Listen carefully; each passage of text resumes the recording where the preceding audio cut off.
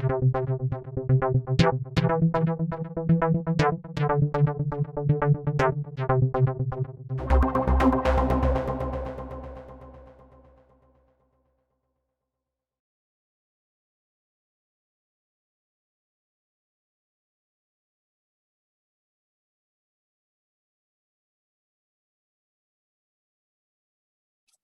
I think we are ready to start.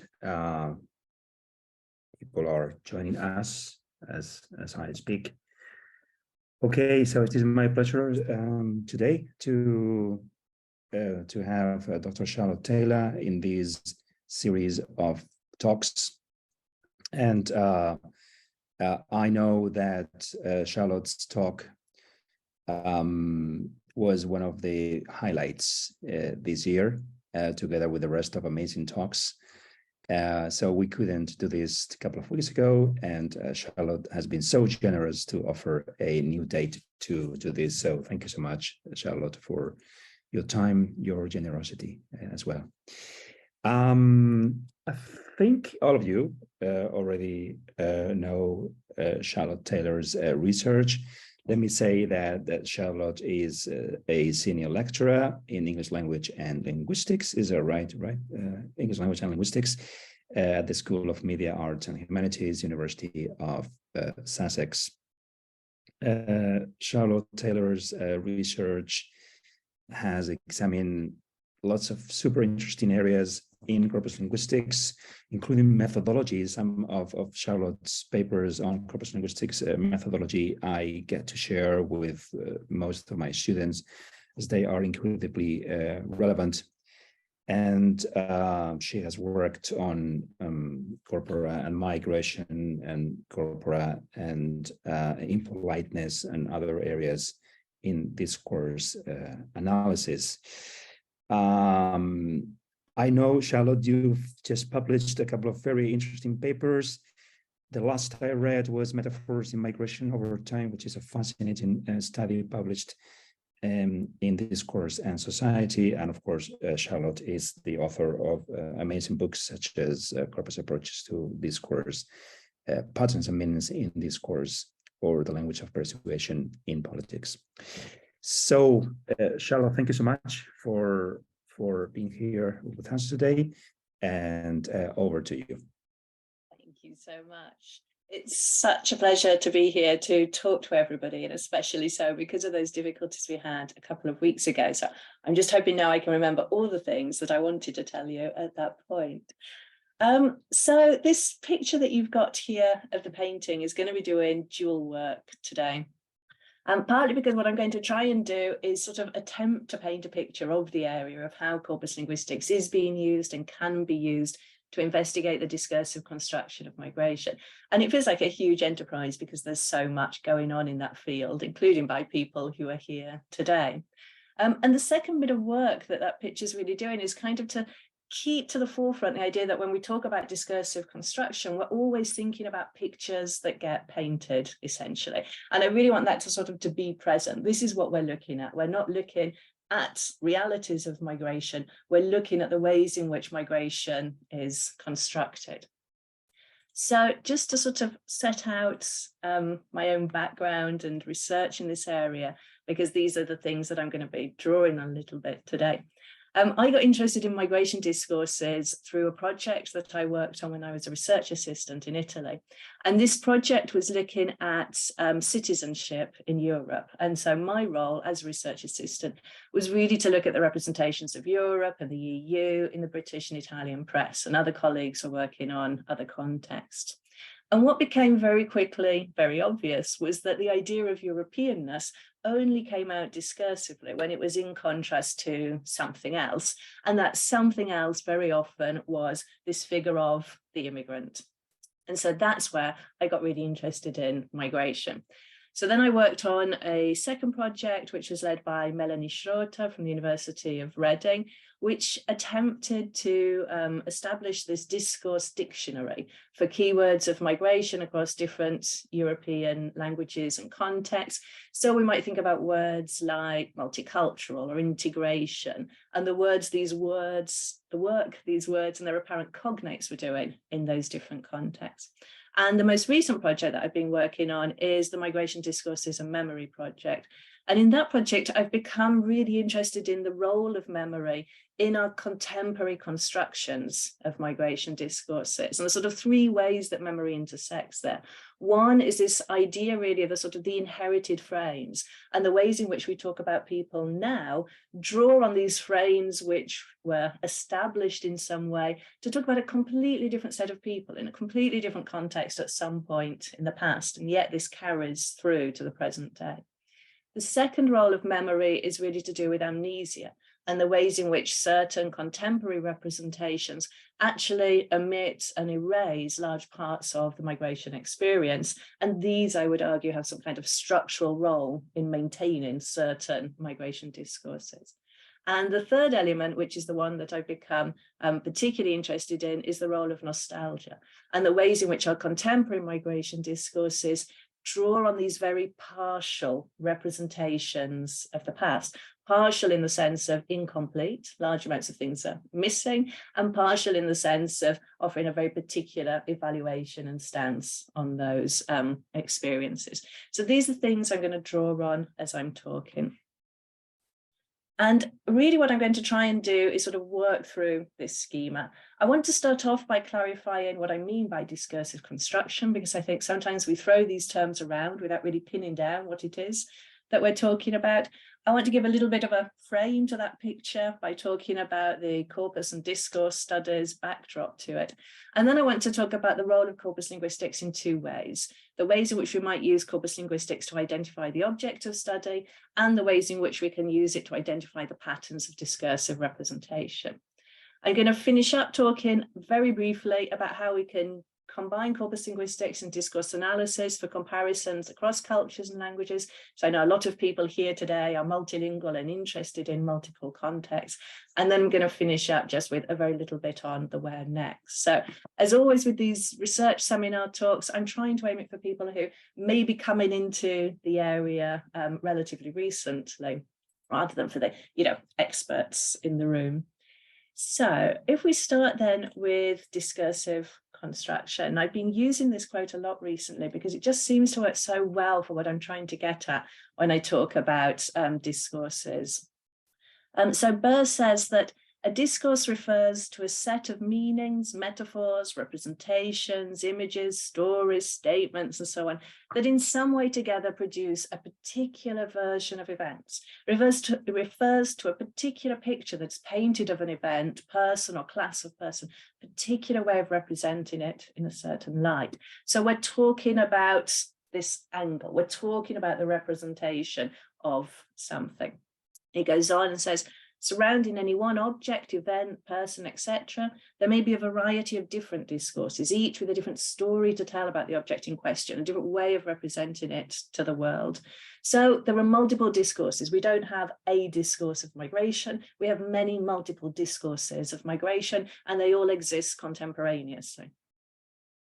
Each discourse brings different aspects into focus, raises different issues for consideration, and has different implications for what we should do. And this is the bit that I really like about this definition, that it really sets out that when we look at discourses, we're looking at a particular representation, one of many possible representations. And these representations have effects, right? They have implications for what we should do. So the way that we frame something suggests particular actions to our audiences. And so this really leads on to the second point about discursive construction, which is, well, we need to have a reason for looking at it. And I think that point about the implications of what we do is the point. We want to know how particular groups of people, in my case, how migrants are represented, because it has these real world implications. So as Jaworski and Coupland say, right back to the beginnings of discourse, discourse is language used relative to social, political, and cultural formations. It is language reflecting social order, but also language shaping social order and shaping individuals' interactions with society. So it's got this three-layered function. So the key thing, that dialectic, that it's reflecting and shaping at the same time, but also emphasizing that this changes how people interact within societies. So if we're thinking specifically about migration discourses, examining migration discourses will help us understand how mobility is conceptualized by groups of people, but also we can see how migration discourses, and I would argue more specifically, and I'll come back to this, immigration discourses, legitimate actions which have very direct impact on people's lives. So that's where we're thinking about how language shapes the social order. And therefore, by looking at language, we can start to understand how that has come about and been legitimated, those actions that were accepted as kind of natural consequences. And finally, I would say that migration discourses then reflect and shape our understanding of our society more broadly. So it's not just that if we're looking at migration discourses, we're looking at how society understands mobility, or a particular society understands mobility, but it has these broader ramifications. So as Bodjadjev says, migration is increasingly becoming a social seismograph through which to assess broader social discourse, introspections, as well as visions of community, insofar as migrations become figurative for vital negotiations and polarizations on belonging. And in a way, this is where I started. You know, I ended up looking at migration discourses because I was interested in the idea of belonging and not belonging in the sense of European citizenship. And so we can also think about that the other way around. By looking at migration discourses, we can understand more about how people are understanding their belonging within society and who belongs within that broader society. So this is why I would say it matters, why we want to look at migration discourses, because saying discourses have an impact, they tell us something about society, and they can tell us things beyond the immediate topic that we're investigating. So I'm going to move on then to the CAD's backdrop, and there's sort of three elements to this. The first is the methodological contribution, which is the obvious one. You know, what does combining corpus linguistics with discourse analysis do for us as researchers?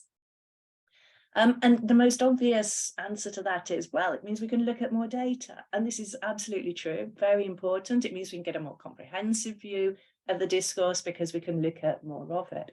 But I mean, more interesting to me is the second point, which is that if we have different ways of looking at data, we can see different things, you know, and so we're coming in from different positions to look at the same thing, our language data, and we may be able to see different aspects of the discourse through those different perspectives. And of course, because discourse is cumulative, as Fairclough says, by looking at it through a corpus linguistics perspective, we can see those cumulations, right? We can see the multiple occurrences. So we would hope that combining corpus linguistics and discourse analysis gives us ways of analysing and interpreting the data, both meaningfully and systematically, and it can give us access to non-obvious meanings. So this is sort of the assumption, is that by looking at the migration discourses through corpus linguistics and discourse analysis, we can see different things, and the things we see might be more meaningful because they're things that other people would be able to see when given a methodology that's sufficiently replicable. The other kind of obvious part of the corpus and discourse contribution to date is in terms of work that's been done on migration discourses. And so the first mention has to go to the Racine project, which was set up at Lancaster University. So they analysed the use of the items refugee, asylum seeker, immigrant and migrant in the British press. And this project is probably one of the best value projects, I think, that's ever been funded by a British council. It was a relatively small project in terms of its funding. It led to 7 really seminal papers on migration discourses. These papers, to give you a sense of, you know, how important they've been, have been cited over 4,000 times. So they really sort of established how we look at migration discourses, combining corpus linguistics and discourse analysis. And I would say all of the work that's come after that owes a debt to that particular project and the work that came out of it. And since then, there's been a huge amount of work. And this is why it was sort of quite daunting to think, you know, how do I talk about corpus linguistics and the discursive construction of migration when there's been so much? And this work that has come since, this is just, a tiny sample of what we've got, has been very diverse in terms of the text types that it's looked at. So from legislation text to news press to judicial decisions. It's been very diverse in terms of the context that it's looking at, going from, the Turkish press to the British press. It's been diverse, not just in synchronous terms, but there's been some work developing, looking at cross time. So that's something I've been very interested in, the paper that Pasquale mentioned, and the paper here looking at Italian migration. And also, it's been quite diverse in the ways in which the corpus linguistics and discourse analytic elements have interacted with one another, from those where it's really driven by the corpus linguistics analysis to those where that is much more of a support to the discourse analysis. So there's a huge body of work out there. And if you're interested, these are all excellent starting points to explore those. So having established that, I'm going to move on to thinking about, well, actually, what do we do with the corpus linguistics bit? And I want to spend quite a bit of time thinking about identifying the object of study, because again, I think this is something that we might tend to sort of skip over. And particularly when we present our research, we assume this is sort of obvious in some way. But actually, I think the corpus linguistics contribution can be really key in just working out what we're looking at and what we need to be looking at. But I would say the first point we need to think about is really a kind of pre-corpus stage. So before we start looking at the corpus, before we start designing a corpus or anything like that, I think we need a stage where we work out, actually, are we looking at migration or are we looking at immigration, for instance? And I think this is a really important point, because if we say that our object of study as a concept is migration, migration is a very broad and comprehensive category. If we say we're looking at migration, we would want to be looking at the movement of people from the perspective of those who see them go, from the perspective of people who are moving, and from the perspective of those who see people arrive, let's say. In fact, most research which is done on migration discourses is actually on immigration discourses. There are really good reasons for this, because this is what gets presented to us as a problem very often by politicians and by right-wing discourses in particular. And so there's very good reasons to look at immigration, but I think we need to be really clear that if what we're actually looking at is representations of immigration, that we state that. Because the problem is, I think, if we say we're looking at migration and then we actually only look at how immigration gets framed, we're kind of colluding in this existing discourse, which says the only form of migration which is salient is immigration, right? And I think as academics, we probably don't want to be colluding in that particular discourse. And King was addressing some of this, some 20 years ago, and he says that barriers to a holistic synthesizing study of migration are posed by the division of the migration process into its many fragmented component stages: departure, arrival, return. And so if we want to look at migration, if we want to claim to look at migration, we need to encompass the departure, the arrival, the return, and also the journeying bit as well, I would say. So this is kind of our pre-corpus stage of working out, what are we talking about when we talk about migration discourses? Are we actually talking about immigration discourses? But then we come to where the corpus linguistic contribution starts to be significant. So in the first project that I looked at, I was really interested to look at who gets talked about, because what I didn't want to do was to make assumptions about, well, at this time period, I think probably the group of migrants that's most frequently being talked about is X, and therefore I'm going to look at X. Because again, what you're doing is you're assuming that your perception of the discourse is in some way representative of that discourse or of the social reality. And so what I started off doing was looking at, well, who are the populations resident in the UK and in Italy? Has there been a recent change? Because that would affect newsworthiness. And then I looked at the collocates of RASIM, refugees, asylum seekers, immigrants, migrants in the press, and looked for geographical references through this first one. So you could do a comparison of who is getting talked about a lot, and are the people who are getting talked about a lot the same as the people who have the greatest number of migrants in the UK at that point, or in Italy. So it's a kind of comparison between the real world statistics and the discursive statistics of who is being talked about. And so what this brings to the fore would be, for instance, that identities who were talked about a lot in the tabloids might include Romanians. They were not amongst the most frequent, the highest populations resident in the UK at the time. There you might see, for instance, people from Portugal and Bangladesh were present as large populations, and they were not talked about in the press. So you have a sense of who is overrepresented, for instance, Romanians, versus who is underrepresented, for instance, people from Portugal. And this would be a starting point. Of course, this isn't an end point. This is a starting point to understand, well, what's the difference in how these people are being discursively constructed? What can we find out from the context about why it may be there's this difference in frequency? Similarly, in the project I've been working on most recently, if you look at that pie chart, what that tells you is of all the possible names that could be used for referring to people who move, which are the ones that are used most frequently in the Times in 2018. And you can see that the RASIM names, refugee, asylum seeker, migrant, immigrant, account for the vast majority of this.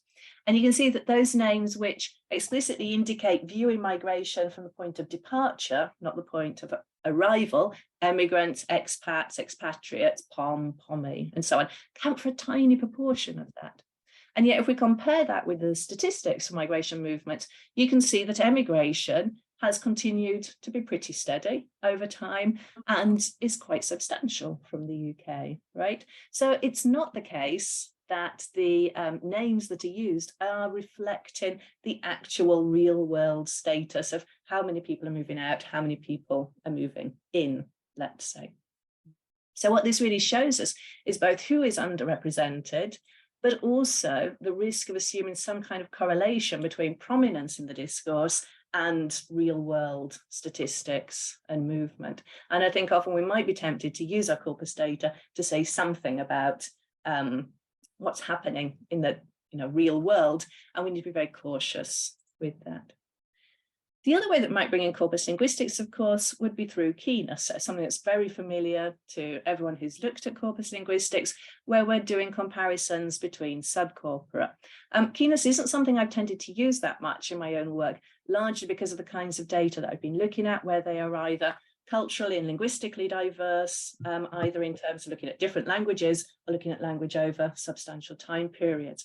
But there's a recent paper by Griebel and Vollmann where they look at differences between newspapers of different ideological orientations in the German context. And this brings out very clearly the ways in which different terms, which we might translate as refugee, are being preferred or dispreferred in those contexts. The toolbox that's been made available by Lancaster University has two tools which are particularly helpful for this as well, where we can compare between subcorpora in the corpus. So here you can see I was looking at a corpus going from 1800 through to 2018. And what you see here is a frequency chart for the terms immigrants and emigrants. So the yellow line marks out the sort of general trends. And what lies outside that yellow line is the significant peaks and troughs. And again, these are starting points, right? You would want to go in and say, okay, well, those points that are much higher than the yellow line, where we've got these peaks of discussion, is there something that's shared in the discursive representation at those points? And then you would also want to go in for the troughs, right? And say, okay, so when they're not being considered to be particularly newsworthy and salient, is there actually a shift in discursive representation, or is it just there's less of it? So is it a quantitative only or also a qualitative change? The same toolbox can also give you some very helpful information on collocates. So here what you're looking at is a comparison of the similarity of collocates over time. So for each time period, in my case, I was using decades, you'd look at the collocates of RASIM, for instance, and then compare them with the next decade and say, there's this much overlap, and then compare that one with the next decade and say, oh, there's this much overlap now. And so what it tells you is, has the discourse, or points towards whether the discourse has stayed relatively stable? Do we have similar collocates, or is there a sudden change? And you can see there's a huge change there around the period of the Second World War. So around 1940 to 1950, you see that great big drop because the collocates suddenly changed. There's a lot less that's shared. So in this case, it's probably a fairly obvious movement in hindsight that around the times of war, there would be a shift in collocates, but this can give you a starting point again for thinking, well, what is my object of study? Who is being talked about in those points where things suddenly shift, for instance? And collocation was key for looking at identifying the object of study in the second project that I mentioned as well, which was the discourse keywords of migration. So as I said, this project set out to create an online dictionary of European migration keywords. And the starting point then has to be, well, what do we decide are going to be the keywords? Because you don't want it to be something that just comes from intuition, introspection, because then it's not replicable, and you might just be replicating the discourses that you actually want to start to interrogate in some way. So for this project, we said that discourse keywords would be operationalized in terms of being lexical items that occur frequently in the periods of salience of the discourse to which they belong, that function as semantic nodes in the discourses, that are usually part of an ensemble with other lexical items, and sometimes signify controversial, debated issues. So if we think about the frequency point, obviously this is where corpus linguistics can have a major contribution. So we looked at the collocates of Racine-related words, and so I'm sure, I think that's not super clear, but we've got highlighted in yellow was community and the equivalent for community. So you could see that these were collocates of the Racine words across different languages. So this then gives you a legitimate starting point to say, well, maybe this is going to be something we should consider as a discourse keyword. And of course, we can also use the corpus linguistics for getting into, well, is it controversially debated? Simply by looking at things like the use of scare quotes. So if you find it being used in scare quotes, you know this is something that we're talking about. This is mention, not use. So that gives you another rationale for moving into it.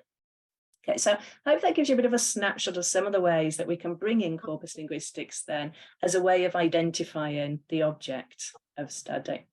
So before we move on though, because I said this was going to be pitched in many ways to people who are sort of relatively new to the area rather than the experts in the room, I want to sort of pause for a moment and think about, you know, the cautionary tales that we might be able to take away from this.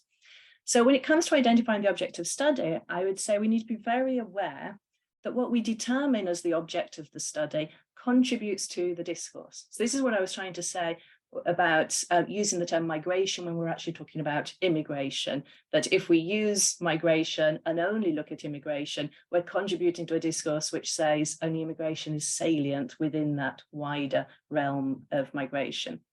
Similarly, the second point, the naming choices we make contribute to the discourse. So what names we use to try and refer to the people we're talking about become part of that discourse of what is considered a sort of reasonable approach. And tied into that, I'd say we can't assume that there are neutral shared choices.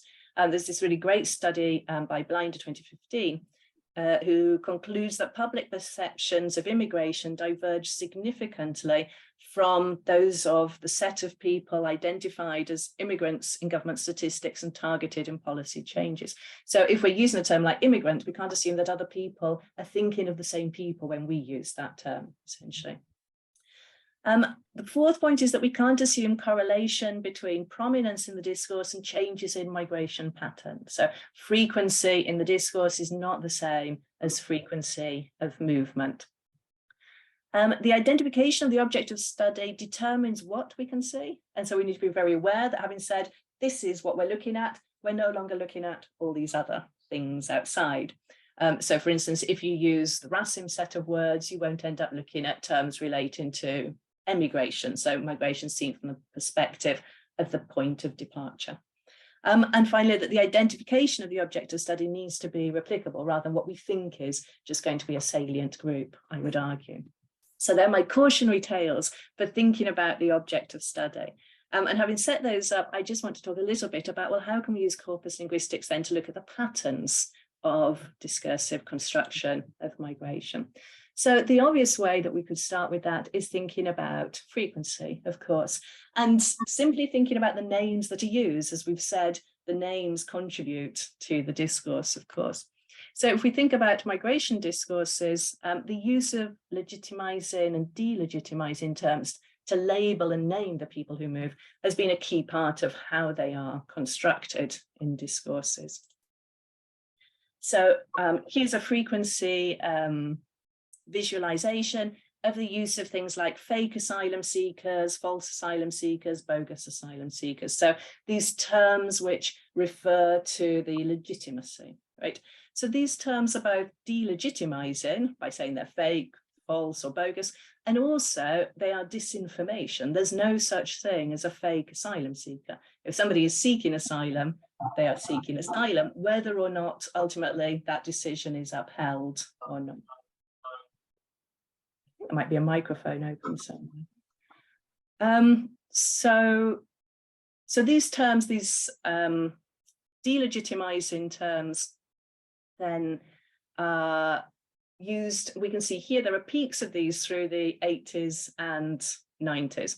So I just want you to visualize, focus in on those three peaks that we've got in the middle. And then we're going to add in another set of terms and see, well, what else is frequent at the same time, right? So if you focus in on that middle section there, you can see that where you have those three peaks of fake, false, and bogus asylum seekers and refugees, we have a similar peak for real, genuine refugees and asylum seekers. So we can see how these naming choices that delegitimize are accompanied by legitimizing choices. So that then when we use real or genuine refugees, which is used much more frequently, you can see that from the chart, it's already establishing some kind of binary. The use of the term real refugee presupposes the existence of false refugee, right?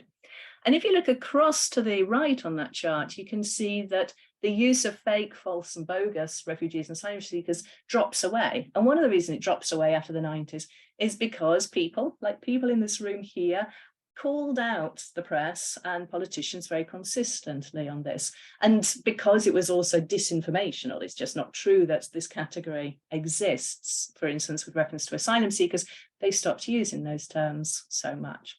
So what were they using instead? As some of you will have guessed or imagined, of course, it is economic migrants and refugees. So if you look at that later time period, you can see that where you have the peaks with reference to real and genuine refugees and asylum seekers, you have peaks of reference to economic migrants or economic refugees. And so these delegitimizing terms accompany legitimizing terms so that the use of one can presuppose the existence, can bring into existence the possibility of the other. And so this frequency that we can get through the corpus linguistics can really make that clear that these are patterns, these are pairs, and they go together. Okay. We also see avoidance of legitimizing terms if we start to look at frequency data. So for instance, if we look at relatively sympathetic terms like refugee, boat people, exile, evacuee is another one, we see that these all decline over time. So we might have a peak and then they use less and less frequently. And bearing in mind that these decreases in frequency are not decreases in movement. It's decrease in discursive construction using legitimizing terms, which is obviously quite distinct. And we can also see this through collocation.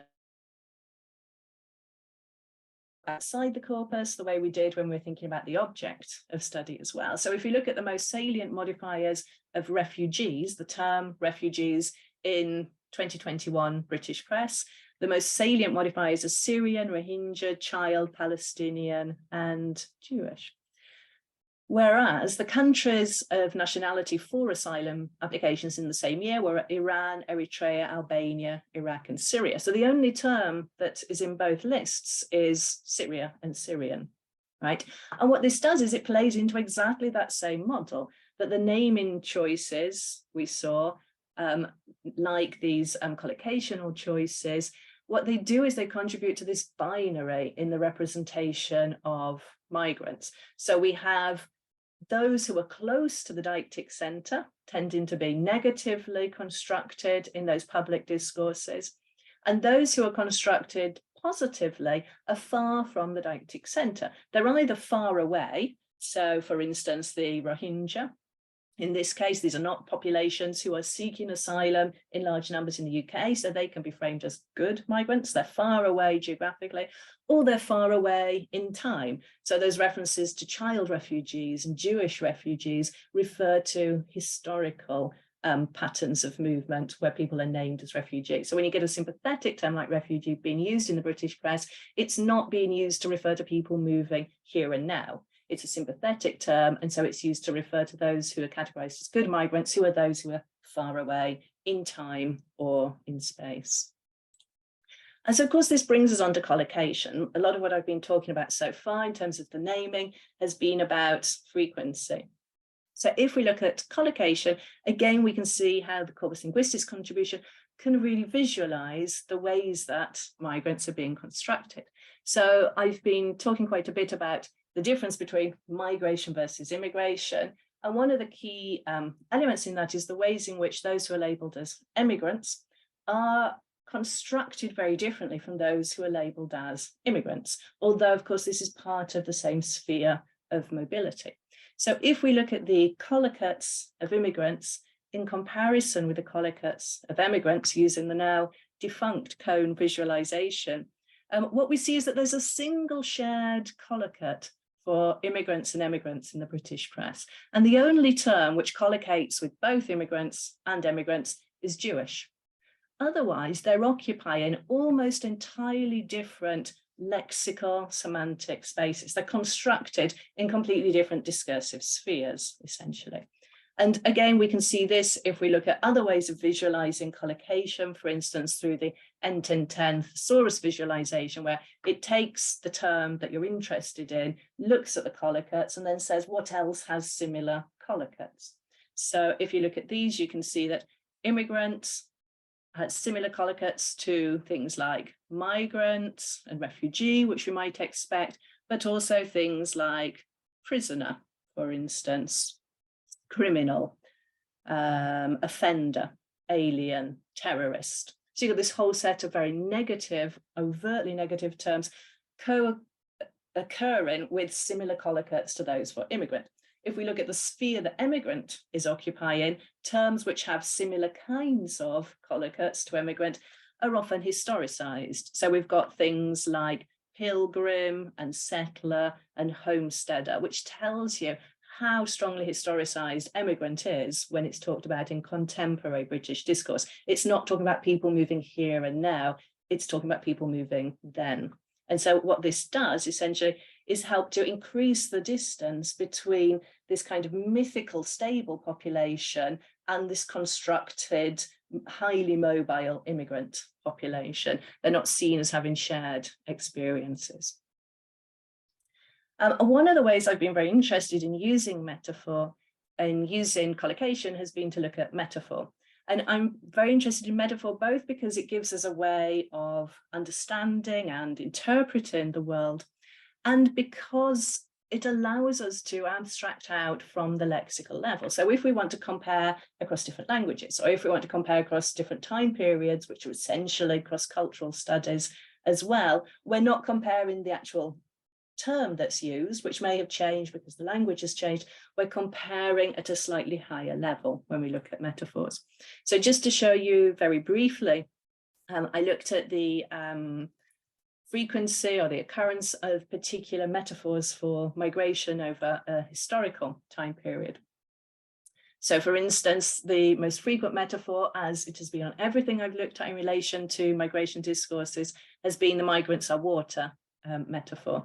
So you can see here how it's on the front pages of very recent British newspapers, but also is used in British newspapers in the 1800s to refer to emigrants. So actually there is a shared representation of the people who are presented as emigrants, people who are leaving from the deictic centre versus people who are moving towards the deictic centre. So here in the citation from the Times, You see, there's a notable difference between the class of emigrants who go out to Australia and those who are pouring and never ceasing stream. So we've got all these different lexicalizations, pouring and stream and flood in the present day, but they're the same metaphor.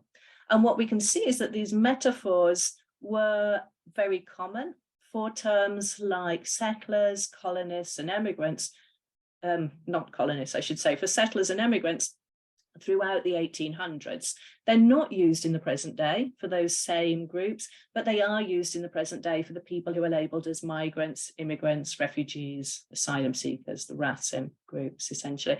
So actually, we do have a shared representation if we're looking across time. So in an earlier time period, those who were leaving the UK were framed in the same way that those who are moving towards the UK now are framed. And we find something similar if we go in and look at the metaphor of migrants are commodities.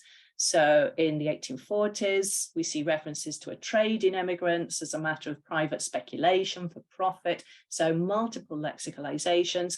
And in the 1990s, we have this reference to the trade in illegal immigrants as well. People smuggling tends to be another common lexicalization. And what's noticeable is that in these historical references to migrants or commodities, they're very often referring to groups that we would consider to be more sympathetic targets now. So in particular to children, for instance. So here you can see references to child emigrants who were sent out by various societies. There is in the destination country, demand for children.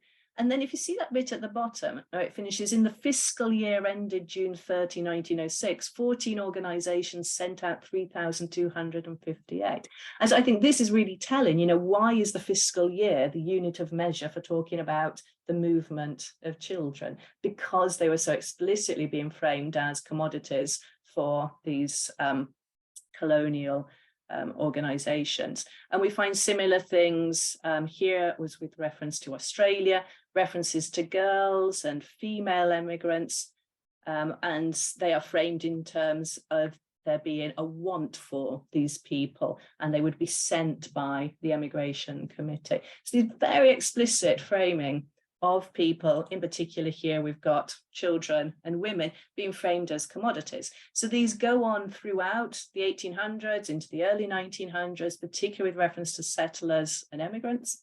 This then fades away partly because we stop talking about immigrants so much, and it takes over as being how the RASIM groups are talked about. So you have this shared discursive space there.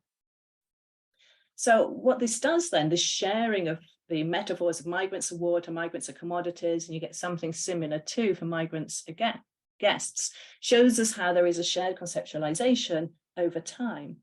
And I think these shared metaphors really highlight the lack of agency that was available for past emigrants. They really show what, we have in common. The people who are now discursively constructed as being entirely different, that mythical static population and this equally mythical, highly mobile other population of migrants, in fact, of course, are people who experience the same things. And so we see the ways in which past emigrants are primarily resources, products for empire. They're not people with a great deal of agency, the way that emigrants might be constructed today. And this is very much an omission in our nostalgic imaginings of British movements of the past. It's not how it's remembered if we look at those historicized reference to emigrants today.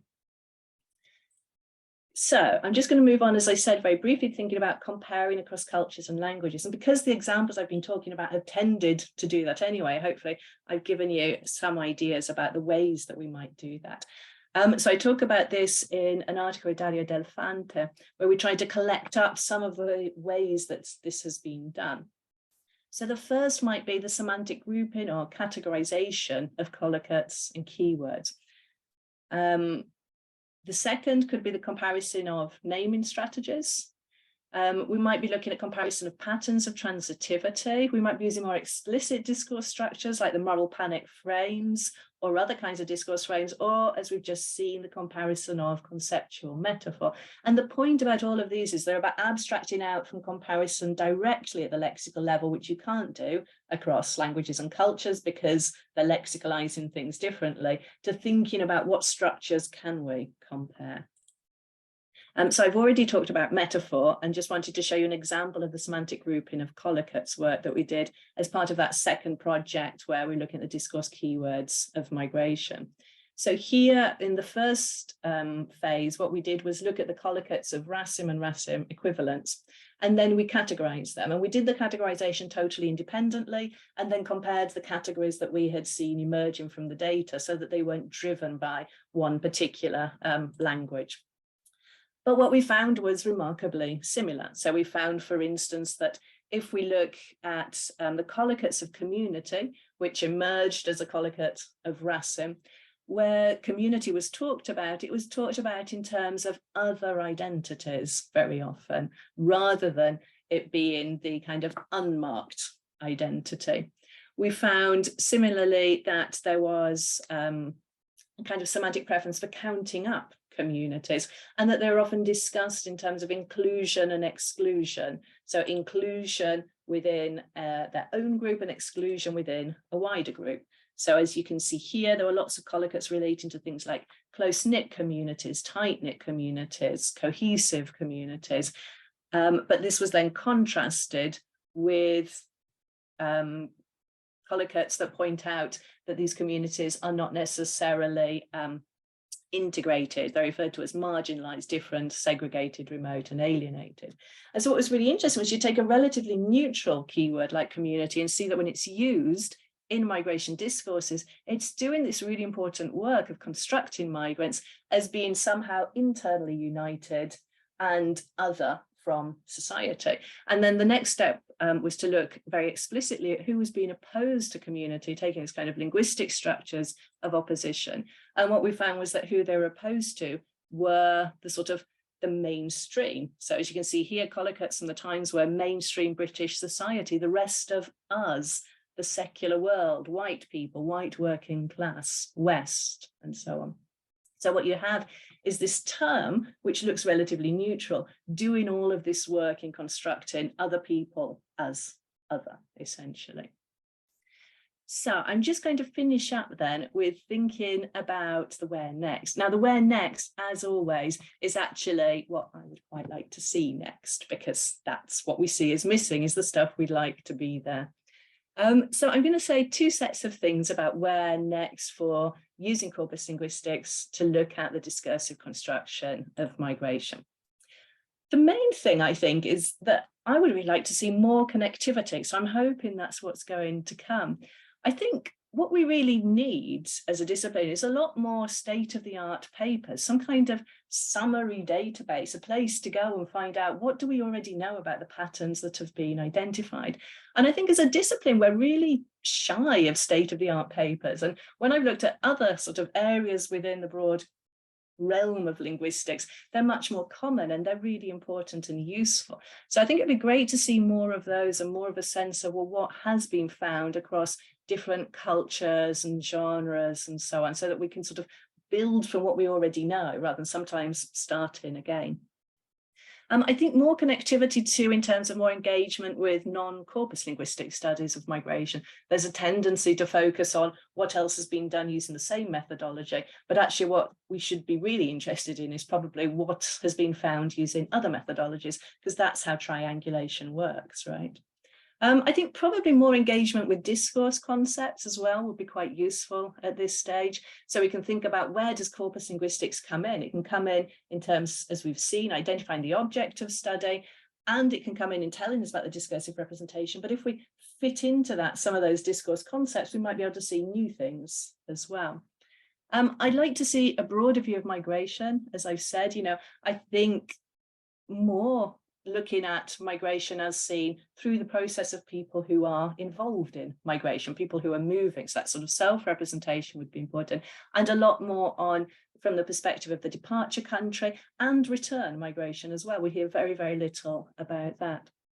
And also a longer view of migration. That's because I've been so fascinated by what I've been finding from the work that I've been doing, looking at these historical representations of migration, that I think there's so much more to be done there.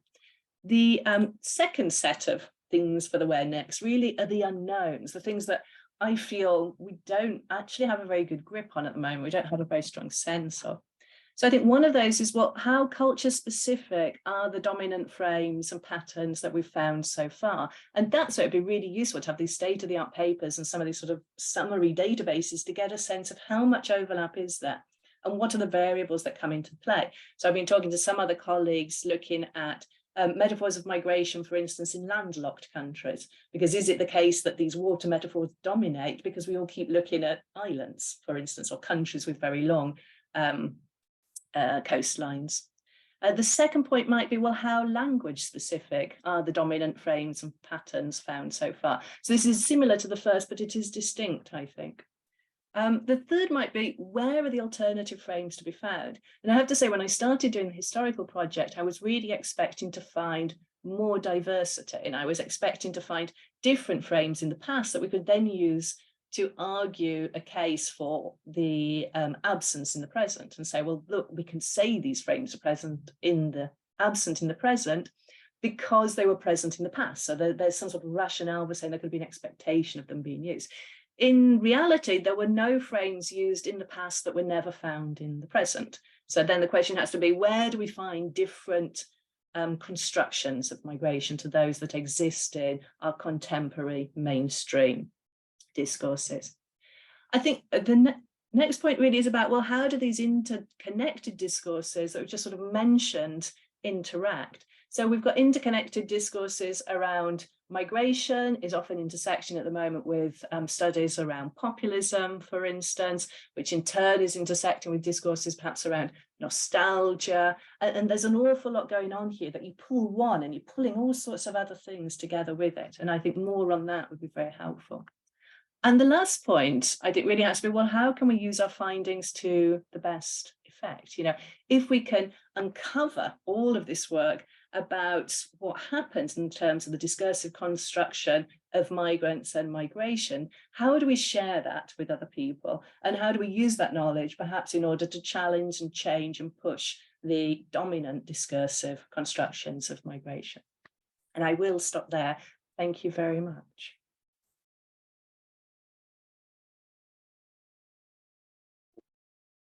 Okay, thank you so much, Charlotte.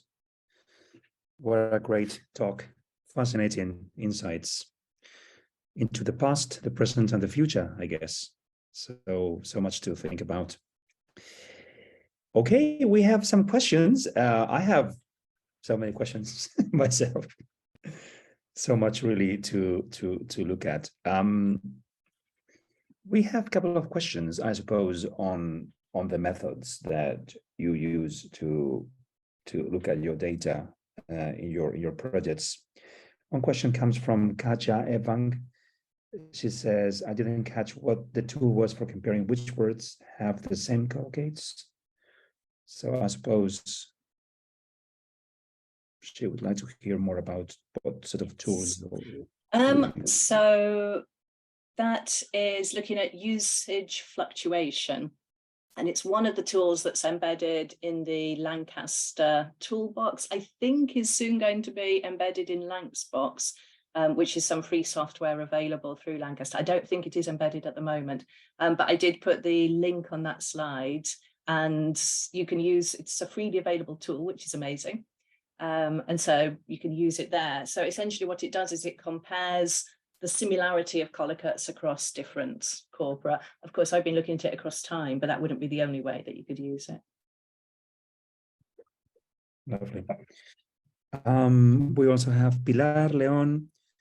She wants to know more about how do you go about constructing the metaphors or the candidates for metaphors? Yeah, I mean, that's a huge point. So there's different phases to it. So the first thing was identifying all of the possible indicators of metaphor use. So in the case of water, that it was a process of going through and looking at all the possible terms that might indicate water. So using the thesaurus dictionaries, using other corpora to look at collocates to see what might come up. So in starting with sort of a lexicon of things relating to waters, you've got river, flow, stream, and so on. And then searching all the collocates for any instances of those terms. And then each term was checked to see if it was used metaphorically or literally. So is it rivers of refugees, or is it the refugees had to cross a river, right? So finding out which ones are being used metaphorically, which ones are used literally.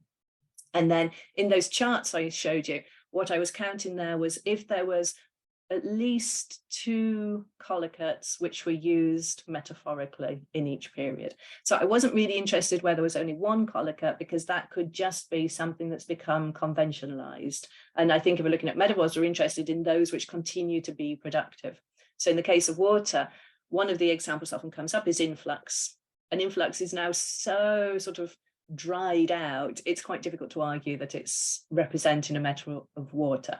But if you find influx and stream and flow, then there is something going on there in terms of a metaphorical representation in terms of water. So I was interested in where you've got multiple collocates, but each collocate does need checking to make sure that it is actually used metaphorically. Yeah, that's the thing, and this is where probably the whole thing becomes more of a qualitative kind of effort, I suppose. Yeah. I mean, I think it's moving between them, right? That you start with the quantitative thing of looking at, okay, here's a collocate, and then you've got to move into the qualitative. Is it being used in that way? And then you're moving back to say, okay, yes, it is. And therefore, then we can start counting all of these up. Yeah. Yeah. I was thinking, Charlotte, you discussed lots of research that I suppose looks at, so to speak, public discourse, like just the discourse you find in newspapers or out there in the media, also in institutional communications, I suppose, law. I was thinking, what about other places? Where can we look for just discourses about migration that probably are not so, in a way, public or obvious to look at? Yeah, I mean, I think it's really challenging. I think there's been some attention more recently of trying to look at self-representation, which is really important. So how are people self-describing? And I know there's going to be some work coming out on that fairly soon. So I think that's one thing. But I think the other real problem we have is that if you're looking at discourses around migration, what we're looking at are discourses where people are explicitly being labeled as migrants in some way. And I think what we miss a lot of the time is the instances where people who are migrants are being talked about, but they're not being labeled as such. Right. So if you've got these positive representations of people, they're probably not being labeled as migrant. They'll just be talked about as friends or, doctors or whatever else. So there's a really complex thing there, that what we're looking at is the instances where people are being identified as migrants. So I think that's kind of an associated issue, that we're getting a particular kind of discourse, obviously. So when we say looking at discourses of migration, we're looking at kind of discourses of overt discussion of migration, I suppose. So I think that's one thing. But yeah, a lot more around self-representation. And I mean, that kind of work's difficult to do, because how do you access it a lot of the time? And because it relies on people identifying as being migrants. And in a way, you can't do that constantly. Most people aren't constantly sort of reifying that particular identity. They're just getting on with life. So those moments where they're participating in overt migration discourses as an instance of self-representation are actually going to be quite a small subset of data anyway, I think. Yeah, exactly. Yeah. Can I jump in for sure, questions? I have loads of questions for Dr. Taylor. Maybe just 2, because I think it might be lunchtime for people living in the UK. So, Dr. Taylor, so we have another talk by Dr. Gavin Brooks a couple of weeks ago, and he looked at the different discourse from broadsheet and tabloids. I don't know whether the migrant immigrants were also shaped differently by these 2 types of newspapers. Yeah, very much so. So the work that I did looking at that in British context, I would say the biggest variable in how migrants were represented is not actually broadsheet tabloid. It's a right-wing, more left-wing orientation. So yes, you get sort of more overt xenophobia in some of the tabloids. It's not necessarily the red top tabloids, it's the black top tabloids, very often the Mail and the Express in particular. Whereas if you take something like the Mirror, so the Mirror's British tabloid tends to be a Labour supporting tabloid, they just do not engage with the issue at all, at least for the time periods that I've looked at. I haven't looked at them, you know, for sort of this year. They're just not interested. They don't touch it. They don't go there. And so that's quite interesting. You get a lot more discussion, for instance, in The Guardian, so another centre-left publication, where they're constantly engaging with these discourses which are being established by the right. And that's really problematic, because what they're doing is giving them airspace all the time and repeating those discourses, even though they're repeating them in order to challenge them. But what I didn't find at all was, from any angle, was different narratives, different discursive constructions being introduced. So what I found was that the liberal press were just engaging with and rejecting the narratives put forward in the right-wing press, or they're ignoring it completely, but there was no alternative there. There wasn't another narrative coming out. That's very interesting, definitely different from what I was expecting. So can I ask a second question, a quick question? Actually, this is a question from my friend. He wants to know, what discourse method did you use specifically? Is it critical discourse analysis or discourse historical analysis? I don't think it would make any difference which I called it in terms of what I do. Okay, so I know some people very much dislike the term critical discourse analysis, particularly some people within corpus linguistics, and some people think it's really important to put that in there. I don't really have strong feelings about names, which is a bit of a wrong thing to say probably for a corpus linguist. Oh, very confusing. So I am very much drawing on the concepts that are established within critical discourse analysis. I mean, I think all of Van Leeuwen's work on naming strategies are so important for what we do.